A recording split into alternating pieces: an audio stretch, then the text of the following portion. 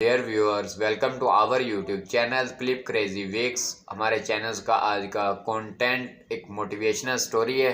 इसमें हम बच्चों के लिए मोटिवेशनल स्टोरी आपके साथ शेयर करते हैं। जवेद इकबाल साहब इसके राइटर हैं।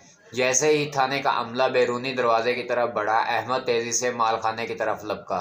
उसने गंदी हुई मिट्टी का ढेला जब ज़मीन से निकाला और मालखाने के दरवाजे के ताले की चाबी वाले सुराख पर रख कर हथेली से दबाया। फिर उसे उठाकर मट्टी पर चाबी के सुराख की शबीहा उभरी आई।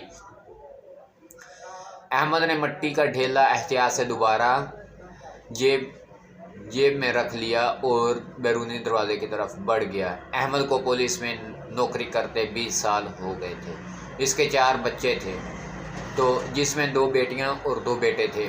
बड़ा बेटा बीए करके नौकरी की तलाश में था। बड़ी बेटी भी तालीम मुकम्मल कर चुकी थी। अब इसकी शादी की फिक्र इसे खाई जा रही थी। अहमद अली की ड्यूटी सुबह से शाम तक थाने के अंदर ही होती थी।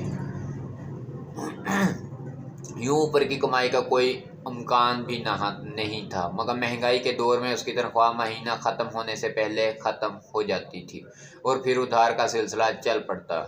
बड़ी बेटी की बात कहीं चल रही थी। लड़की वाले जहेज़ की लंबी फहरिस्त दे गए थे।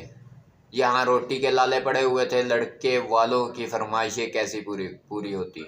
जवान बेटे से उम्मीद थी कि बाप का सहारा बनेगा, मगर वो नौकरी की तलाश में मारा फिर रहा था।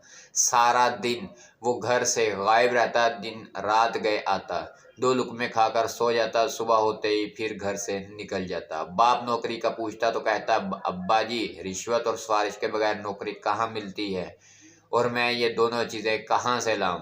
आज सुबह थाने का अमले ने मंशियात के एक अड्डे पर छापा मारा था। वहां से भारी मिकदार में मंशियात पकड़ी गई थी।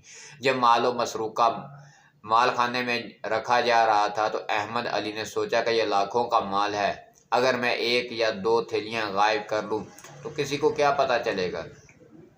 मैं इन्हें किसी मंशियात फरोश को बेच दूंगा। मुझे उतनी रकम मिल जाएगी कि बेटी की नौकरी का मसला हल हो जाएगा। मुआशी बोझ तले दबा अहमद ये भूल ही गया कि उसका मनसब गुनाह के इस कारोबार को रोकना है। इस मकरूह कारोबार का फैलाव का हिस्सा बनना और इसकी वर्दी की तौहीन है।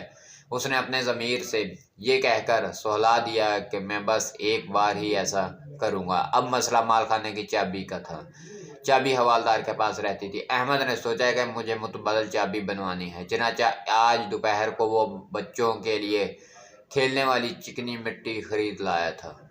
उसने मिट्टी को गूंथकर गवाला सा बनाया। फिर मौका पाते ही उसने ताले चाबी का खुला का सांचा मिट्टी पर उतार लिया था। अहमद अली छुट्टी के बाद सीधा चाबी बनाने वाले के पास गया और उससे चाबी बनवाई। वो चाबी जेब में डाले अपने घर की तरफ चल दिया। जब वो